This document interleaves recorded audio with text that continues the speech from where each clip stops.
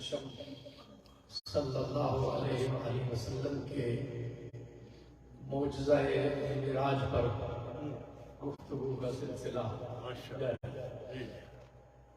اور آج کی آنے والی رات تو 26 رجب المرجب ہے، 27 رات ہے اور معراج مبارک کی رات ہے۔ سبحان اللہ۔ اللہ تبارک و تعالیٰ کی جتنی توفیق ہو تو اس رات کو ذکر مصطفیٰ صلی اللہ علیہ وسلم سے معمور کریں، درود پاک پڑھیں، نوافل پڑھیں۔ یہ محب اور محبوب کے ملنے کی رات اور ایسی نعمت عظمیٰ کی رات ہے جو اس سے پہلے کائنات میں کسی کو عطا نہیں، کسی کو عطا نہیں۔ اور نبی کریم صلی اللہ علیہ وسلم کا یہ اختصاص ہے کہ اللہ تبارک و تعالیٰ نے کلام موسیٰ علیہ السلام کے لیے، سنت ابراہیم علیہ السلام کے لیے اور رویت محمد مصطفیٰ صلی اللہ علیہ وسلم کے لیے یہ کائنات میں نہ اس سے پہلے کسی کو نصیب ہوا اور نہ قیامت تک حضور اکرم صلی اللہ علیہ وآلہ وسلم کے علاوہ کسی کو اللہ تبارک و تعالیٰ کی ذات کا دیدار نصیب ہو۔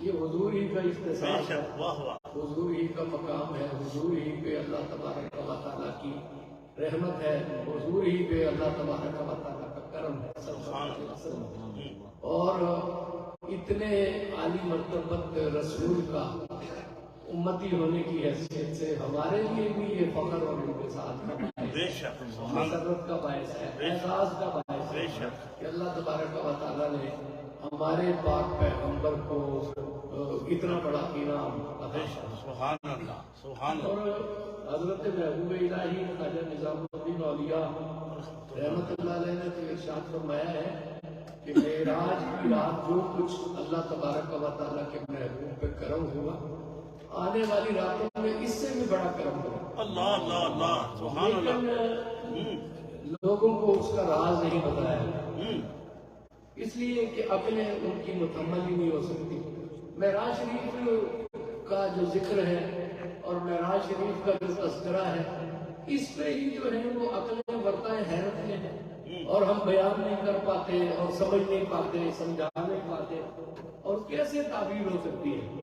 نہ حقیقت یہ ہے کہ اسے سمجھایا جا سکتا ہے، نہ اسے سمجھا جا سکتا ہے، نہ کما حق کو اس کو سمجھایا جا سکتا ہے۔ یہ اتنا بڑا انعام ہے۔ خواجہ نظام الدین اولیاء فرماتے ہیں کہ آنے والی راتوں میں تو اس سے بھی بڑا کرم اللہ تبارک و تعالیٰ کا ہوا ہے۔ تو لیکن جب اس معجزہ کو ہم کما حق کو نہیں سمجھ رہے تو ہم ان بڑے انعامات جو اس سے بھی بڑے انعامات ہیں ہم انہیں کیسے سمجھیں گے؟ کون اسے سمجھے گا اور کون اسے بیان کرے گا؟ کہاں آپ کے خبر چن خبر باسنا۔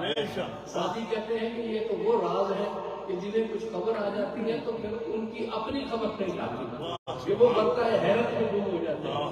حضرت سیدنا ابو بکر صدیق رضی اللہ تعالیٰ عنہ فرماتے ہیں کہ ہم یہی جانتے ہیں کہ ہم کچھ نہیں جانتے۔ واہ واہ واہ۔ فرماتے ہیں کہ ہم یہی جانتے ہیں کہ ہم کچھ نہیں جانتے۔ حضرت داتا میرے بخش رحمت اللہ علیہ فرماتے ہیں کہ جو عرفان کی دنیا کا سب سے بڑا قول ہے، جو عرفان کی دنیا کا، ولایت کی دنیا کا، روحانیت کی دنیا کا، معرفت کی دنیا کا جو سب سے بڑا قول ہے وہ سیدنا ابو بکر صدیق رضی اللہ عنہ کا یہ قول ہے کہ ہم یہی جانتے ہیں کہ ہم کچھ نہیں جانتے، ہم یہی جانتے ہیں کہ ہم کچھ نہیں جانتے۔ وہ فرماتے ہیں کہ وہ امت کے سب سے بڑے عارف ہیں اور جو سب سے بڑے عارف ہیں وہ یہ کہتے ہیں کہ ہم یہی جانتے ہیں کہ ہم کچھ نہیں جانتے۔ اور ذرا غور کیجیے، میں نے پچھلی بار چند الفاظ کی تشریح کی، میں نے تشریح کی تھی کہ اسرا بہی میں کیا راز، اسرا بہی میں کیا راز۔ علامہ شرف نے ایک بڑا خوبصورت نقطہ یہاں پر بیان فرمایا ہے کہ یہ نہیں ہے جب اللہ تبارک و تعالیٰ نے بیان کیا، ہم کہہ دیتے ہیں معراج کا سفر، ہم سفر کا لفظ بھی استعمال کر دیتے ہیں، ہماری اپنی تعبیریں ہیں، ہمارے علم ناقص، لیکن اللہ استعمال نہیں کیا. اللہ تبارک و تعالیٰ نے اس کے لیے سیر کا لفظ سفر کا لفظ استعمال نہیں کیا بلکہ سیر کا لفظ استعمال کیا ہے، اس لیے کہ سفر تو کوئی مجبوری کے عالم میں بھی ہو سکتا ہے، سفر تو جبر میں بھی ہو سکتا ہے، سفر تو زبردستی کا بھی کروایا جا سکتا ہے نا. اور سیر وہ ہے جس میں آمادگی ہوتی ہے. سفر جو ہے وہ عربی زبان کا محاورہ ہے کہ ان السفر سکر ولا تعلم بھی. سفر جو ہے نا وہ سکر ہوتا ہے، عذاب ہوتا ہے، چاہے ایک میل کا ہی ہو. سفر کا ایک اپنا برڈن ہوتا ہے، لیکن سیر آدمی بڑے نشاط کے ساتھ کرتا ہے، پوری آمادگی کے ساتھ کرتا ہے. سیر کو ہم اردو میں بھی استعمال کرتے ہیں. جب انسان سیر کے لیے نکلتا ہے تو وہ فریش ہو کے موڈ کے ساتھ، پوری طبیعت کی آمادگی کے ساتھ کچھ دیکھنے کے لیے، طبیعت کو ہلکا پھلکا کرنے کے لیے جاتا ہے. تو اللہ نے رب العزت نے ارشاد فرمایا کہ یہ معاملہ سفر کا نہیں ہے، میں اپنے محبوب کو سیر کرا رہا ہوں، میں اپنے محبوب کو سیر کرا رہا ہوں.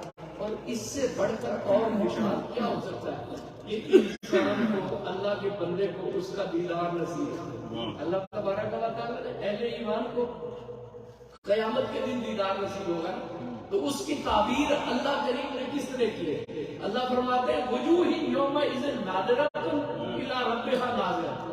اس دن چہرے تر و تازہ ہوں گے، سبز و شاداب ہوں گے، ان پہ ایک بہجت ہوگی اور مسرت ہوگی، اور وہ کھلے ہوئے ہوں گے پھولوں کی طرح. کیوں؟ اس لیے کہ اپنے رب کو دیکھ رہے ہوں گے، اس لیے کہ اپنے رب کو دیکھ رہے ہوں گے. اپنے رب کو دیکھنے کی وجہ سے وہ چہرے تر و تازہ ہوں گے اور بہجت میں کھلے ہوں گے. جب امتی قیامت کے دن ہر شخص اپنے ظرف کے مطابق دیکھے گا، اپنی آنکھوں کی استعداد کے مطابق دیکھے گا، اور اللہ فرما رہا ہے کہ چہرے اس دن تر و تازہ اور کھلے ہوئے. اور حضور اکرم صلی اللہ علیہ وسلم کو تو کس اہتمام کے ساتھ اللہ کا دیدار نصیب ہوگا. حضور اکرم صلی اللہ علیہ وآلہ وسلم پر کیا بہجت ہے، اور حضور اکرم صلی اللہ علیہ وآلہ وسلم کی طبیعت مبارکہ میں کیا کیفیت ہوگی، اور کیا انوار ہوں گے، اور کیا اثرات حضور اکرم صلی اللہ علیہ وآلہ وسلم پر حوالہ ہوں گے. تو اللہ نے فرمایا کہ سبحان الذی اسری بعبدہ، سبحان الذی اسری بعبدہ. اللہ تبارک و تعالیٰ نے سیر کرائی اپنے بندے. میں نے بتایا کہ عبدہی کا مطلب ہے، بے عبدہی میں راز یہ ہے کہ سرا ہے کسی کو سیر کرنا، اسرا ہے کسی کو سیر پہ بھیجنا. اور اسرا بے عبدہی کا مطلب ہے کہ اللہ کی قدرتوں نے اپنے محبوب کا ہاتھ پکڑا اور اپنے محبوب کو اس کے قدرت کے جلوے کو سیر پر لے کر چل دیا. سبحان اللہ. خود لے کر اللہ کے قدرت کے جلوے. اب اللہ کی جیسی شان ہے، جیسی اس کی قدرت ہے، جیسی جو ہے وہ اس کا وہ ہم تو اس کی شان کے بارے میں نہیں جانتے.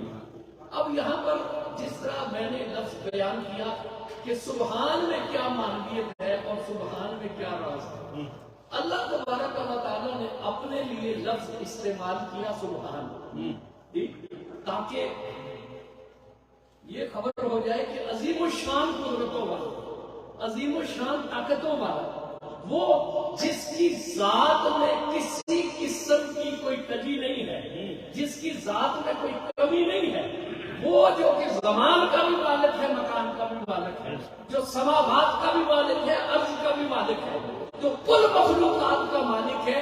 یہ معراج در حقیقت اس کی عطا. اپنے لیے تو اسے لفظ استعمال کیا سبحان، کہ میں وہ ہوں جس کی قدرت میں کسی قسم کی کوئی کمی نہیں ہے، جس کی قدرت میں کسی قسم کا کوئی نقص نہیں ہے. اور کسے سیر کروا رہا ہے؟ اللہ. کسے سیر کروا رہا ہے؟ اب ہم کسی کو اپنی محفل میں بلاتے ہیں تو ہم اس کے لیے ڈھونڈتے ہیں نا، تعارف کروانا ہے، ایک رسم ہے، کوئی بھی ہو، دنیا کے اعتبار سے ہو یا دین کے اعتبار سے ہو. تو جو میزبان ہے وہ اس لفظ کا انتخاب کرتا ہے جس میں بڑی بلندی کے مالک، جس میں بڑی بلندی کے مالک ہوں گے. حضرت صاحب آ رہے ہیں، یہ علامہ صاحب آ رہے ہیں، یہ فہامہ ہے، یہ ابو المعانی ہے، یہ ابو البیان ہے. اور کوئی لیڈر ہو تو انہیں ہم کہتے ہیں کہ یہ جو ہے وہ بابائے سیاست آ گئے ہیں، اور یہ قائد محترم آ گئے ہیں، یہ قائد ملت اسلامیہ آ گئے ہیں، یہ قائد پاکستان آ گئے.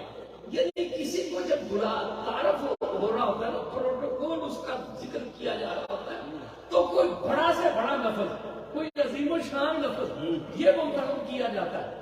اب یہاں دیکھیے کہ اللہ کسے سیر کروا رہا ہے. خود کو اس نے کہا میں سبحان ہوں، اور سیر کسے کروا رہا ہے؟ اپنے بندے کو، اپنے بندے کو.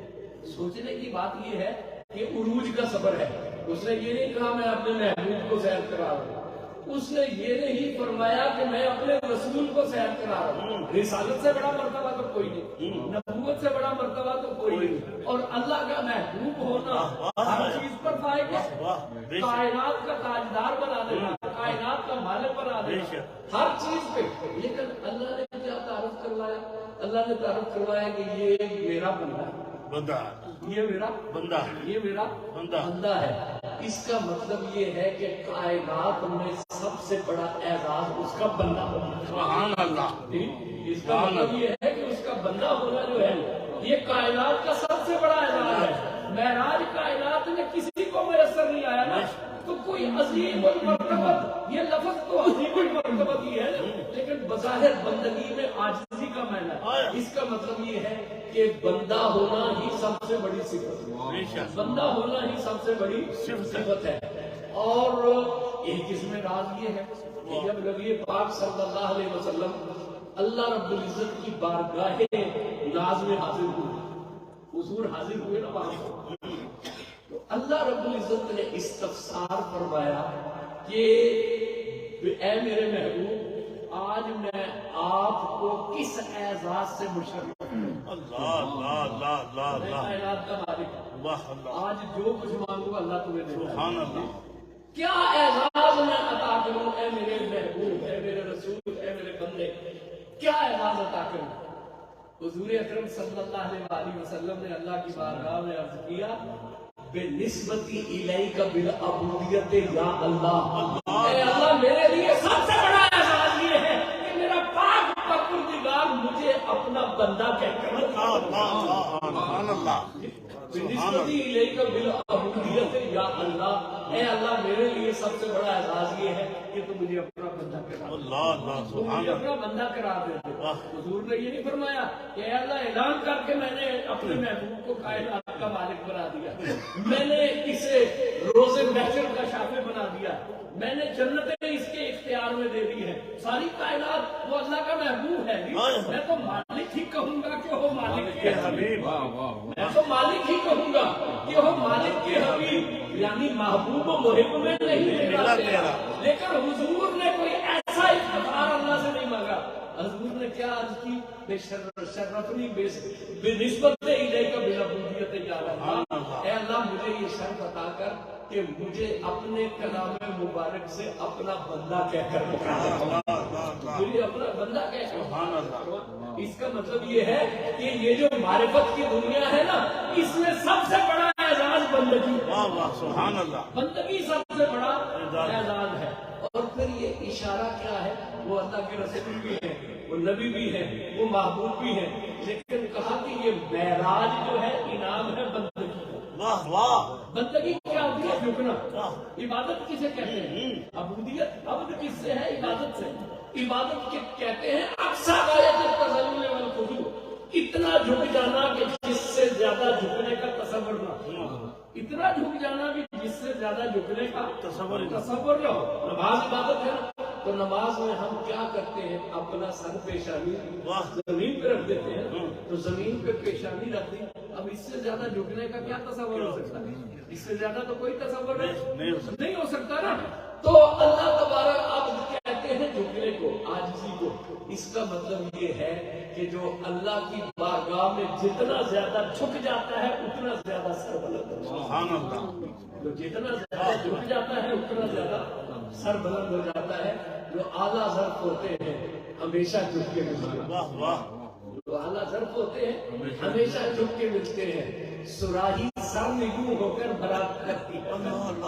جو اعلیٰ ظرف ہوتے ہیں وہ ہمیشہ جو ہے وہ جھک کے ملا کرتے ہیں، ہمیشہ جھک کر ملا کرتے ہیں. ایک درویش کے بابا وہ پیر کرم شاہ صاحب سے ملنے آئے، تو وہ جب انہیں رخصت کرنے لگے پیر صاحب نے کہا میں آپ کو چھوڑ کر آؤں گا باہر تک، انہوں نے بڑا اصرار کیا کہ آپ بیٹھے ضعیف ہیں اور عمر اور نکاحت بھی ہے، لیکن انہوں نے بڑا اصرار کیا۔ اب وہ درویشوں کے اپنے آداب ہوتے ہیں، جی ہماری تو اکڑے نہیں ختم ہوتی نا، تو درویشوں کے اپنے آداب ہوتے ہیں۔ انہوں نے کہا آپ آگے چلیں، پیر صاحب نے کہا نہیں آپ مہمان ہیں آپ آگے چلیں، آخر میں پیر صاحب نے کہا نہیں آپ مہمان ہیں آپ ہی آگے چلیں۔ ہم میں دیکھ کر میں اس وقت وہاں تھا، میں دیکھ کے حیران ہوا کہ بابا نور خان آگے تو چلنا شروع ہوئے لیکن انہوں نے پشت پیر صاحب کی طرف کیا، چہرہ پیر صاحب کی طرف کر دیا، الٹے قدم چلے اور رونے لگے اور رو رو کر یہ مصرع سازی کا پڑھ رہے تھے، نہد شاخ پر بیوا سر برزنی، نہد شاخ پر بیوا سر برزنی، جو بھری ہوئی شاخ ہوتی ہے نا جس میں پھل لگے ہوتے ہیں وہی زمین کی طرف جھکتی ہے، وہی زمین کی طرف جھکتی ہے۔ کوئی اگر جھک رہا ہے تو اس کا یہ مطلب نہیں ہے کہ وہ خالی ہے، اس کا مطلب ہے اس شاخ پہ پھل لگا۔ نہد شاخ پر میوہ سربر زمین، جو پر میوہ شاخ ہوتی ہے نا وہ ہمیشہ عاجزی سے ملتی ہے، وہ ہمیشہ جو ہے وہ ملتی ہے۔ تو اللہ تبارک و تعالیٰ نے ہمیں یہ سبق عطا کیا۔ قرآن کے ایک ایک لفظ میں سبق ہے، قرآن کے ایک ایک لفظ میں ہدایت ہے۔ اللہ تبارک و تعالیٰ نے ہمیں یہ سبق عطا فرمایا کہ اللہ کا قرب ابدیت سے ملتا ہے، عاجزی سے ملتا ہے، تکبر سے نہیں ملتا، یہ خمار سے نہیں ملتا۔ کوئی علم کا خمار، کسی کو دولت کا خمار، کسی کو اقتدار کا خمار، کسی کو اپنی طاقت اور حسن اور جوانی کا گھمنڈ، یہ گھمنڈ سے اللہ کا کی معرفت نہیں ملتی۔ اللہ کی معرفت جو ہے وہ نفی سے ملتی ہے، اللہ کی معرفت نفی سے ملتی ہے۔ میں ایک اہل علم کا قول پڑھ رہا تھا، وہ کہتے ہیں کہ جب انسان کے پاس کسی بھی چیز کا علم آتا ہے، کسی بھی شعبے سے، آدمی خود کو سمجھتا ہے تجارت کے شعبے سے، علم کے شعبے سے، سائنس کے شعبے سے، تو آغاز میں اس میں تکبر آ جاتا ہے۔ پھر جب وہ علم کی اگلی گھاٹی میں اترتا ہے نا، تھوڑی سی اور تحقیق کرتا ہے تو اس کو احساس ہوتا ہے کہ بڑے بڑے وہ ہمالیہ یہاں سے میرے سے بیٹھے، مجھے تو چار لفظ بھی نہیں ڈھنگ کے آتے ہیں، تو پھر اس میں عاجزی پیدا ہوتی ہے۔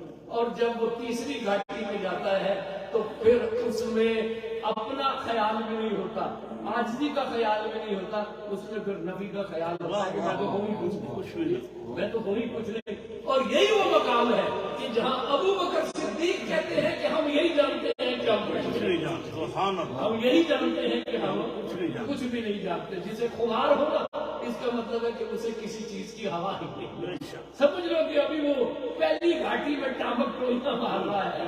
شہرت کا خمار ہو، دولت کا خمار ہو، اقتدار کا خمار ہو، نسل برادری اور ذات کا خمار ہو، تو سمجھ لو کہ ابھی تو وہ اندھیرے میں ٹامک ٹولیاں مار رہا ہے، اس پہ عرفان کی تجلی کھلی نہیں ہے۔ جس دن اس پہ عرفان کی تجلی کھل گئی تو اسے پتہ چلے گا کہ اللہ ہی سب سے بڑا، اللہ اکبر جو میں کہتا ہوں وہ سب سے بڑا اللہ ہے۔ کسی کے پاس کچھ بھی نہیں ہے، کسی کے پاس اگر کچھ ہے تو وہ اللہ کا دیا ہوا، بے شک وہ اللہ کا دیا ہوا، کسی کے پاس بھی اپنا کچھ نہیں ہے۔ تو اللہ نے فرمایا سبحان الذی اسری بعبدہ، عاجزی اختیار کرو، ابدیت اختیار کرو، اس لیے کہ جو جتنا زیادہ اللہ کی بارگاہ میں جھک جاتا ہے اتنا زیادہ سربلند ہوتا ہے۔ اور ایک خوبصورت بات، ایک ایک نقطے میں گہرائیاں ہیں، ذرا مفسرین کو پڑھو نا، انسان کسی ایک لفظ پہ ہی کھڑا ہو جائے نا تو اس کا ہی حق جو ہے وہ ادا نہیں ہو سکتا، گھنٹوں گزر جائے۔ ابدیت، اللہ تبارک و تعالیٰ نے ابدیت کے حوالے سے دیگر انبیاء کرام کا بھی ذکر کیا، لیکن ایک فرق ہے، حضور کا بھی ذکر کیا صلی اللہ علیہ وسلم اور دوسرے انبیاء کا بھی ذکر کیا، لیکن ایک فرق ہے کہ جس کا بھی ذکر کیا نا اس کی ابدیت کا کوئی وصف نہیں دیا۔ کوئی عبد مخلص ہے، کوئی عبد مومن ہے، حضرت موسیٰ کو کہا یہ عبد مومن ہے، حضرت ابراہیم کو کہا یہ عبد مخلص ہے، حضرت داؤد علیہ السلام کو کہا کہ یہ عبد اواب ہے، حضرت نوح علیہ السلام کو کہا کہ یہ عبد شکور ہے، کوئی شکر کرنے والا عبد ہے، کوئی اواب ہے یعنی بار بار اللہ تبارک و تعالیٰ کی بارگاہ میں رجوع کرنے والا ہے۔ کسی کا ایمان باللہ بڑا مستحکم ہے، کہ جو بس اللہ نے کہہ دیا اس میں ڈٹ گئے. کسی کے اندر اخلاص جو ہے وہ بڑا مستحکم ہے. تو جب بھی انبیاء کا ذکر ہوتا ہے نا، انبیاء کا ذکر کسی نہ کسی نمایاں وصف سے بیان ہوتا ہے. لیکن جہاں جہاں بھی نبی پاک صلی اللہ علیہ وسلم کا ذکر ہوا، حضور کی عبدیت کے ساتھ اللہ نے کوئی وصف بیان نہیں کیا. واہ واہ. کوئی وصف نہیں بیان کیا جی، کوئی وصف نہیں بیان کیا. سبحان الذی اسری بعبدہ جی. اور تبارک الذی نزل الفرقان علی عبدہ لما قام عبد اللہ. جب اللہ کا بندہ کھڑا ہو گیا، حضور جو کائنات میں سب سے مکرم ہے، حضور جو سب سے اوصاف میں اعلیٰ ہے، حضور کی عبدیت کو صرف عبدیت بیان ہوتا ہے، اس کا وصف بیان نہیں ہوتا. عارفین کہتے ہیں کہ اس کی وجہ یہ ہے کہ اللہ تبارک و تعالیٰ نے انبیاء کو ہر پہلو سے نوازا، لیکن ہر نبی کا کوئی ایک وصف ایسا تھا جو ان کے باقی اوصاف پہ غالب آ گیا، باقی اوصاف پہ غالب آ گیا، اور وہ ان کی شناخت بن گیا. دنیا میں بھی ہوتا ہے، وہ کہتے ہیں جی وہ فلاں بابا جی تو بڑے سدھاری ہیں، وہ فلاں تو بڑے اللہ لوگ ہیں، فلاں تو بڑا بھلا مانس ہے، فلاں تو بڑا جو ہے وہ تیز مزاج ہے، فلاں جو ہے وہ بڑا جو ہے وہ شرارتی ہے. تو کوئی ایک وصف ایسا ہوتا ہے جو باقی اوصاف پہ حاوی ہو جاتا ہے اور کسی بھی انسان کا تعارف بن جاتا ہے، کسی بھی انسان کا تعارف بن جاتا ہے. اس طرح انبیاء کرام ہم صرف موصوف ہوتے، لیکن ہر نبی میں ایک وصف ایسا ہے جو ان کے باقی اوصاف پہ غالب آ گیا. کسی پہ ایمان غالب آ گیا، کسی پہ اخلاص غالب آ گیا، کسی پہ شکر غالب آ گیا، کسی پہ اللہ پاک کی بارگاہ میں رجوع غالب آ گیا، اور وہ ان کا تعارف بن گیا. اور جب بات آئی محمد مصطفیٰ صلی اللہ علیہ وسلم کی، تو ان کا تو ہر وصف ہی دوسرے سے بڑھ کر ہے، ان کی تو ہر شان ہی دوسرے سے بڑھ کر ہے. کوئی ایک وصف ایسا نہیں ہے کہ اسے غالب کر کے سب پہ تعارف بنا دیا جائے. یہ جو کچھ بھی ہے ان کا وہ سارا کچھ ہی کمال ہے، ہر چیز ہی تعارف ہے. کسی بھی پہلو سے لے لو کہ وہ محمد مصطفیٰ کا تعارف ہے. سبحان اللہ سبحان اللہ. جمال کو لے لو، کمال کو لے لو، علم کو لے لو، تحمل کو لے لو، شکر کو لے لو، ایمان و اخلاص کو لے لو، سخاوت کو لے لو. جو کچھ بھی جس پہلو سے بھی دیکھو گے، ان کی سب ادائیں جو ہیں وہ ایک دوسرے پہ حاوی ہوگی. تیری سب ادائیں ہیں دل نشین، کروں سب سے پیار کرا دیتا. سارے وصف جو ہیں وہ دوسروں سے حاوی ہیں، سارے وصف جو ہیں وہ نمایاں ہیں. درود شریف. الصلاۃ والسلام علیک یا سیدی یا رسول اللہ وعلی آلک وصحبک یا حبیب یا والمرسلین وعلی آلہ وصحبہ اجمعین. تو سبحان الذی اسری بعبدہ، واہ سبحان اللہ. یہ اس کا مطلب کیا ہے؟ اس کا مطلب یہ ہے کہ جس طرح اللہ اپنی سبوحیت میں کائنات میں کامل ہے، اسی طرح محبوب اپنی عبدیت میں کائنات میں کامل ہے. جس طرح اللہ اپنی سبوحیت میں کائنات میں کامل ہے، اسی طرح اس کا محبوب اپنی عبدیت میں کائنات میں کامل ہے. اب کیا سما ہوگا کہ وہ کائنات کو وہ ہر نقص سے ذات، مبرہ ذات، وہ ہر عیب سے پاک ذات، وہ جو سبحان ہے، وہ اس نے اپنے بندے کا دستے قدرت پکڑا، اپنے بندے کا ہاتھ پکڑا اور اس کا دستے قدرت اپنے محبوب کو لے کر سیر پر چل رہا ہے. اس کے محبوب کو لے کر اس کا جلوہ، اس کے جلووں کی طرف اس کا محبوب جا رہا ہے. اب آگے اب بات ذرا پھیلائی نہیں جا سکتی بہت زیادہ. حضور انور صلی اللہ علیہ وآلہ وسلم سفر طے کرتے ہوئے مسجد اقصی میں پہنچتے. جتنے انبیاء ماں سبق گزر چکے ہیں سب کے سب وہاں پر موجود ہیں، اور نبی پاک صلی اللہ علیہ وآلہ وسلم ان کی امامت کا شرف حاصل کرتے ہیں. انبیاء کا امام ہونا، انبیاء کا جملہ، انبیاء کا آپ کی اقتداء میں نماز پڑھنا. یہ اعلان ہوا کہ حضور سید البشر بھی ہیں اور حضور سید الانبیاء بھی ہیں. تمام بشر کے بھی حضور سردار ہیں، اور انبیاء کرام عالم بشریت میں منتخب ترین ہیں، اور سب کے سردار نبی کریم صلی اللہ تعالی علیہ وآلہ وسلم. جیسے میں نے بتایا تھا کہ اگلا سفر معراج کا سفر ہے، آسمانی آیات کو دکھانے کا سفر ہے. حضور انور صلی اللہ تعالی علیہ وآلہ وسلم قرب کے مرحلے طے کرتے ہوئے اللہ کریم کی بارگاہ میں آسمان تمام سماوات سے حضور اکرم صلی اللہ علیہ وسلم گزرے.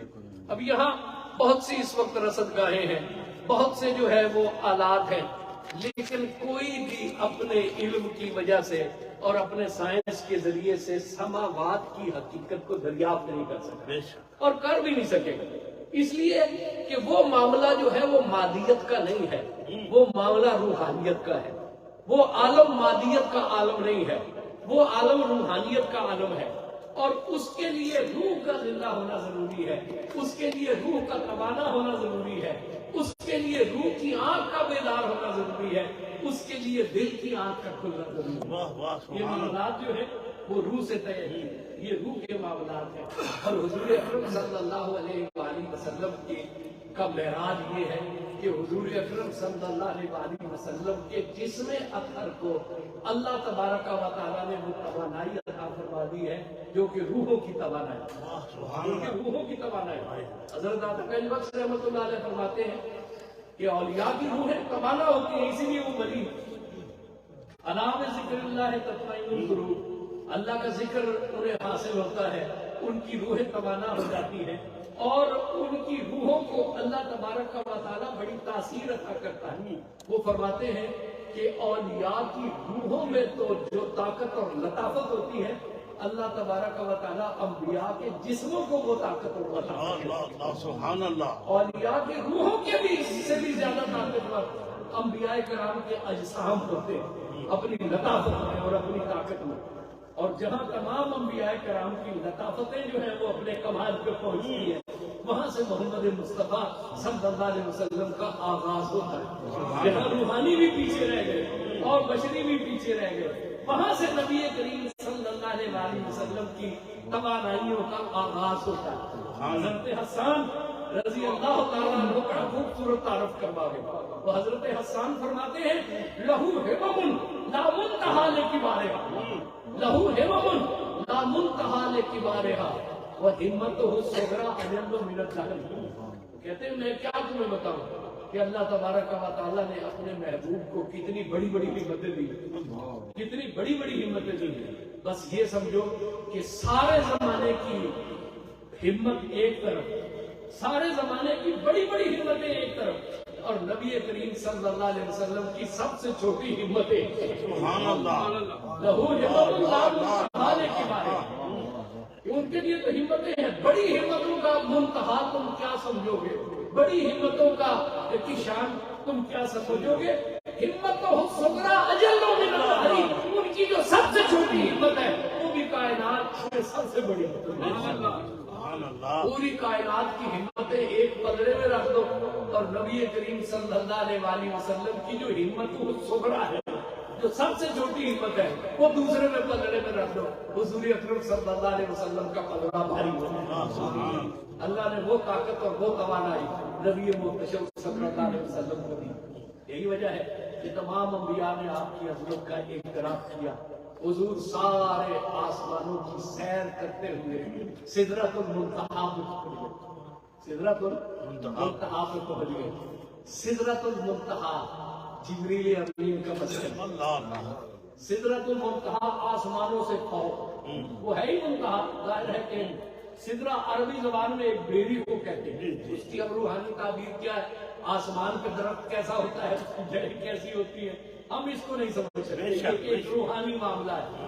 اور جو اخروی چیزیں ہیں، جنت کی چیزیں ہیں، یہ ہمارے لیے لفظوں کی مشابہت ہے، کیفیت کی مشابہت نہیں ہے. اب تو یہ سوشل میڈیا کا زمانہ ہے نا، جس کے منہ میں جو آتا ہے نا وہ منہ کھول دیتا ہے، اور لوگ بعض اوقات کوئی بروں کا مذاق اڑا رہا ہے، کوئی نعمتوں کا مذاق اڑا رہا ہے. ایسا نہیں کرنا چاہیے. اصل بات کیا ہے کہ جو جنت کی تعبیر ہے، وہ جو جہنم کی تعبیر ہے، وہ معاملات اللہ کے رازوں میں سے ایک راز ہے، بے شک اللہ کے رازوں میں سے ایک راز ہے.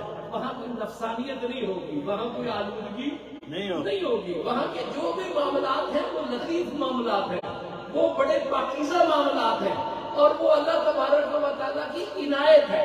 ہمیں سمجھانے کے لیے ہمارے لفظ استعمال کیے گئے ہیں، اس لیے کہ ہم ان لفظوں کے علاوہ بات کو سمجھ نہیں سکتے. یہ خود قرآن نے کہا ہے کہ تمہارے لیے یہ تشریحیں جو ہے وہ ہے، اور وہاں پہ جنت میں پھل دیے جائیں گے تو جنتی کہیں گے کہ یہ تو ہم نے دنیا میں بھی استعمال کیے تھے، لیکن جب ان پھلوں کو چکھیں گے تو کہیں گے یہ تو کچھ اور چیز ہے، یہ تو کچھ اور چیز ہے. تو اس مثال کا مقصد یہ ہے کہ سوری مشابہت ہے، اس لیے یہ بتائی گئی ہے کہ ہم اس کے علاوہ سمجھ نہیں سکتے. باقی جو وہ نعمتیں ہیں ان نعمتوں کی کیفیت کیا ہے انہیں ہم نہیں سمجھ سکتے. ہم لوگ خود بھی جو ہے وہ بعض اوقات مذاق میں اس طرح ذکر کر دیتے ہیں، استہزاء میں ذکر کر دیتے ہیں. قبر کا اور جہنم کا ہمارے یہاں لطیفے بیان کیے جاتے ہیں. وہ اللہ سے پناہ مانگو. آج ہی ایک دوست ذکر کر رہے تھے کہ ماچس کی تیلی جسم میں چھو جائے نا تو انسان کو اتنی اذیت ہوتی ہے. تو ہم اس طرح آرام سے جہنم کا اور قبر کا ذکر کر رہے ہوتے ہیں. اللہ تبارک و تعالیٰ سے پناہ مانگنی چاہیے اور اللہ سے خیر مانگنی چاہیے. یہ ایسی چیزیں ہیں کہ جن کا مذاق نہیں بنانا چاہیے، جن کے لطیفے جو ہے وہ نہیں بنانے چاہیے. بس اللہ سے خیر مانگنی چاہیے، اللہ سے خیر مانگنی چاہیے کہ اللہ تبارک و تعالیٰ کی ذات پاک بس کرم فرما دے. یہ بڑی نازک ایمانیات کی چیزیں نازک ہوتی ہیں، ان پہ اس طرح منہ کھول کے تبصرے نہیں کرنا چاہیے. یہ بڑی احتیاط کریں. ہمارے معاشرے میں اب یہ جب سے یہ سوشل میڈیا کا چلن عام ہوا ہے تو یہ لطیفے عام ہو رہے ہیں. لوگ مذاق اڑاتے ہیں کہ یہ ہو گیا جی جہنم میں گئے تو یہ ہوا، جہنم میں گئے تو وہ ہوا. کوئی اس طرح کی بات نہیں کرنی چاہیے. اللہ تبارک و تعالیٰ سے رحمت مانگنی چاہیے اور اللہ تبارک و تعالیٰ کی گرفت سے پناہ مانگنی چاہیے. اور بندے کو بندگی کی حد میں ہی رہنا چاہیے، بندے کے بندگی کی حد میں نہیں رہنا چاہیے. ہم اتنے جوگے نہیں ہیں. اللہ تبارک و تعالیٰ کی بس رحمت مانگے. مختصر بات یہ ہے کہ رحمت ہی مانگنی چاہیے. اللہ تبارک و تعالیٰ کی رحمت کا ذکر ہی کرنا چاہیے. تو سدرۃ المنتہا وہ ٹھکانہ ہے جو آسمانوں سے بھی اوپر جبریل امین کے لیے، آسمانوں سے بھی اوپر جبریل امین کے لیے حضور اکرم صلی اللہ علیہ وسلم نے اسے مشرف فرمایا. حضور اکرم صلی اللہ علیہ وسلم نے جس طرح انبیاء کرام کی جماعت کروائی، بیت معمور پہ حضور نے نوریوں کی بھی جماعت کروائی، اور سدرۃ المنتہا پہ بھی حضور اکرم صلی اللہ علیہ وسلم نے اللہ کی بندگی کی. اور پھر اس کے بعد حکم ہوا، ایک رف نمودار ہوا کہ اللہ کی بارگاہ میں جانے کے لیے اب آپ اس پہ سوار ہو. اور جبریل دست بستہ کھڑے ہو گئے. حضور اکرم صلی اللہ علیہ وسلم نے اس طرح فرمایا کہ جبریل آگے کیوں نہیں چلتا؟ انہوں نے دست بستہ عرض کی کہ اگر ایک قدم بھی آگے بڑھاؤں گا تو تجلیات مجھے جلا کر راکھ کر، اگر پڑھو گے تجلا بس ہو. مولانا روم نے کیا خوبصورت اس کی تعبیر کی ہے کہ ایک قدم بھی آگے بڑھاؤں گا تو تجلیات جو ہے وہ مجھے جلا کر راکھ کر لیں گے. حضرت شیخ الاسلام المسلمین خواجہ محمد قمر الدین سیاسی رحمۃ اللہ بڑی خوبصورت بات اس مقام پہ کی. انہوں نے فرمایا کہ جبریل نوریوں کے سردار تھے، وہ جانتے تھے نا حقیقت حال. انہوں نے عرض کی کہ یا رسول اللہ صلی اللہ علیہ وسلم ایک قدم آگے بڑھاؤں گا تو تجلیات میرے پروں کو خاکستر کر دیں گے. اگر ابو بکر صدیق ہوتے تو جن جانا پسند کرتے، حضور کا ساتھ وہ جن جاتے، لیکن حضور اکرم صلی اللہ علیہ وسلم کا ساتھ نہ چھوڑتے، حضور کے ساتھ رہتے. یہ ایک محبت کی بات تھی. اور پھر وہ کہتے تھے، بڑی خوبصورت بات فرماتے تھے کہ اگر مجھے موقع ملے تو میں بڑے ادب سے حضرت جبریل امین کی خدمت اقدس میں عرض کروں کہ مخدومہ اگر ہمت کر کے حضور کا ہاتھ پکڑ لیتے تو کچھ بھی نہ ہوتا. اگر ہمت کر کے حضور کا ہاتھ پکڑ لیتے تو کچھ بھی نہ ہوتا. آپ بھی سلامت آ جاتے، آپ بھی سلامت آ جاتے. وہ فرماتے تھے کہ حضور نے جو دستار پہنی ہوئی تھی کیا وہ جل گئی؟ حضور نے جو لباس پہنا ہوا تھا وہ بھی تو اسی دنیا کا تھا، کیا وہ جل گیا؟ حضور نے جو نالین پہنے ہوئے تھے کیا وہ جل گئے؟ جب وہ برکت سے محفوظ رہے تو پھر آپ نے بھی محفوظ اگر ہاتھ پکڑ لیں. لیکن اللہ کا ایک نظام ہے, اللہ کا ایک نظام ہے. جبریل امین کے خیال میں یہ بات نہیں اللہ نے آنے دی. اصل تو متصرف خود اللہ ہے نا, کیوں اس کے محبوب کا مقام بھی تو دکھانا تھا. اگر وہ ساتھ چلتے تو اور کوئی روایت پڑھ لیتا تو وہ کہتا کہ جبریل لے گئے اس لیے چلے گئے, جبریل لے گئے اس لیے چلے گئے. یہ مقام دکھانا تھا نا کہ جہاں پوری بھی پر نہیں مار سکے اللہ کا محبوب, جہاں جبریل سید الملائکہ پر نہیں مار سکے, اللہ تبارک و تعالیٰ کا پیارا محبوب جو ہے وہ وہاں بھی ہو کر آ گیا. یہ اللہ تبارک و تعالیٰ کا دیدار. بعض اہل علم کا یہ خیال ہے کہ جو یہ سورہ نجم میں واقعہ بیان ہوا ہے تو یہ اللہ تبارک و تعالیٰ کے پیارے محبوب نے جبریل علیہ السلام کا دیدار کیا, اللہ کا دیدار نہیں کیا. لیکن حقیقت یہی ہے, جمہور علماء کا یہی کہنا ہے کہ اللہ کا دیدار ہوا. کیوں؟ اس لیے کہ اس مقام پہ اللہ تبارک و تعالیٰ نے فرمایا ہے فَأَوْحَىٰ إِلَىٰ عَبْدِهِ مَا أَوْحَىٰ. جب اللہ تبارک و تعالیٰ کی زیارت ہوئی تو اس نے اپنے بندے پر وحی کی جو وحی کی, اس نے اپنے بندے پر وحی کی جو وحی کی. حضور بندے کائنات میں صرف اللہ کے ہیں. جبریل کی یہ مجال نہیں ہے کہ وہ محمد مصطفیٰ صلی اللہ علیہ وسلم کو اپنا بندہ کہہ سکتے. بندے اللہ کے ہیں تو اللہ نے وحی کی نا. جب قرب عطا ہو گیا وکانا کعبہ کا حسین اوادنا, جب اللہ کا قرب عطا ہو گیا تو اللہ کے قرب کے بعد جو وحی کی اللہ نے وہ وحی کی, وہ وحی جو ہے عبدہ ہی فاوحا الی عبدہ ہی ما اوحا. اللہ نے اپنے بندے پر وحی کی جو وحی کی. بندے کائنات میں اللہ بھی ہی ہے اور کسی کے بندے نہیں ہے. جبریل حضور اکرم صلی اللہ علیہ وسلم کے خادم تو ہے, وہ بندے نہیں ہے.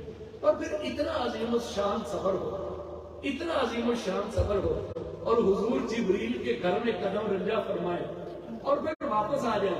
یہ معراج جبریل کی ہوئی کہ محمد مصطفیٰ کی ہوئی؟ یہ معراج جبریل کی ہوئی کہ محمد مصطفیٰ کی ہوئی؟ جس کے گھر میں محمد آ جائے معراج تو اس کی ہوئی. جس کے گھر میں اللہ کا محبوب آ جائے پھر اللہ کے محبوب کی معراج ہوئی ہے. مخدوم خادم کے گھر میں آ جائے تو یہ معراج خادم کی ہے یا مخدوم کی ہے؟ حضور تو خود مخدوم ہے. حضور کسی کے گھر میں جا کے معراج کیوں کریں گے؟ جو حضور کی خدمت میں آ جائے گا. جس کے گھر میں حضور قدم رنجا فرما لیں گے پھر معراج تو اس کی ہو جائے گی.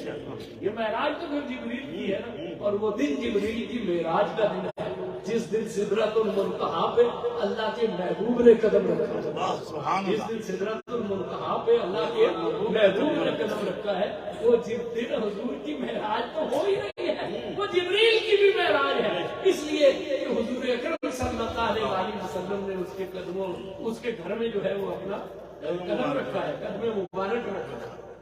اور حضور کی حقیقت ہے. عارفین فرماتے ہیں کہ مسجد اقصیٰ تک بشریت کی معراج, سدرۃ المنتہا تک نورانیت کی معراج اور سدرۃ المنتہا سے کعبہ قوسین تک حقیقت محمدیہ کی معراج. اور حقیقت محمدیہ کیا ہے؟ اسے کائنات میں اللہ کے علاوہ کوئی سمجھ نہیں سکتا. اسے کائنات میں اللہ کے علاوہ کوئی سمجھ ہی نہیں سکتا.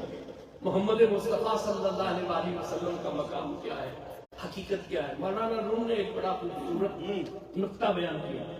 مولانا کہتے ہیں کہ حضور کے اکرم صلی اللہ علیہ وسلم پر جب وحی کا سلسلہ شروع ہوا تو نبی پاک صلی اللہ علیہ وسلم کی خواہش پیدا ہوئی کہ جبریل امین کو ان کی ملکی صورت میں دیکھا جائے. ملک کہتے ہیں فرشتے, کہ فرشتے کا جو وجود ہے نا, جبریل آتے تھے بشری صورت میں, داعیہ قلبی کی صورت میں بعد میں آنے لگے, پہلے بشری صورت میں آتے تھے. تو نبی محتشم صلی اللہ علیہ وسلم اللہ کے محبوب, یہ ان کے دل میں یہ خواہش پیدا ہوئی کہ جبریل کو ان کی اصل ملکی صورت میں دیکھیں. اب اللہ کے محبوب کی خواہش ہے, اللہ وہ خواہش تو پوری فرماتا ہی ہے نا. تو جبریل ایک دن حضور اکرم صلی اللہ علیہ وسلم کے سامنے اپنی اصل ملکی صورت میں ظاہر ہوا. جبریل کو اللہ نے 600 پر دیا.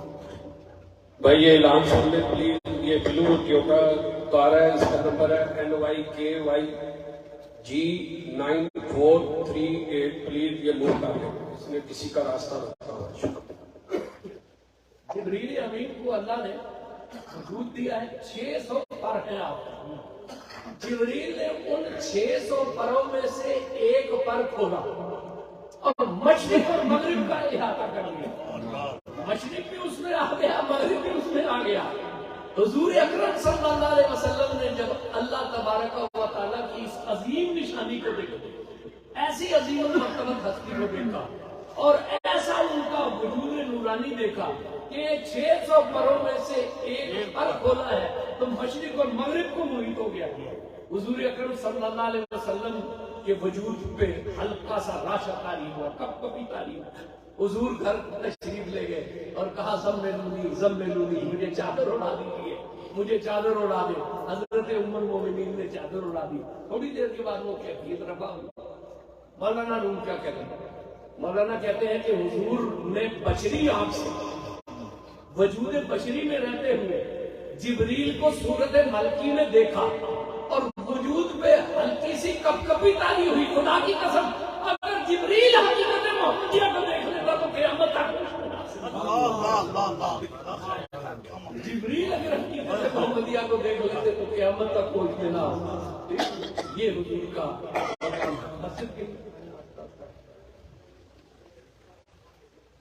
मस्जिद की खिदमत की।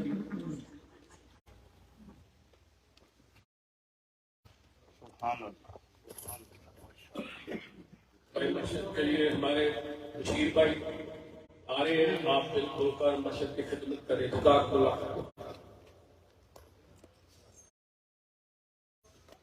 इन महीनों में काफी पाकिस्तानी हमारे घर चले जाते हैं, पाकिस्तान चले जाते हैं, मस्जिद की खिदमत उनकी कम तो जरा थोड़ा सा उसका भी पूरी करने की कोशिश।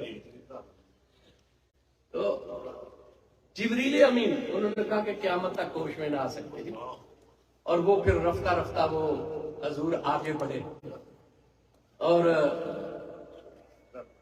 जब आगे बढ़ते हैं अल्लाह का कुर्ब है ना, हुजूर की तबीयत पे कुछ इस्तिराब तारी हुई। अल्लाह की बारगाह में जा रहे हैं, अगरचे सरकारे दो आलम सल्लल्लाहु अलैहि वसल्लम है लेकिन वो बारगाह जलालत है। इस्तिराब सा तारी हुआ।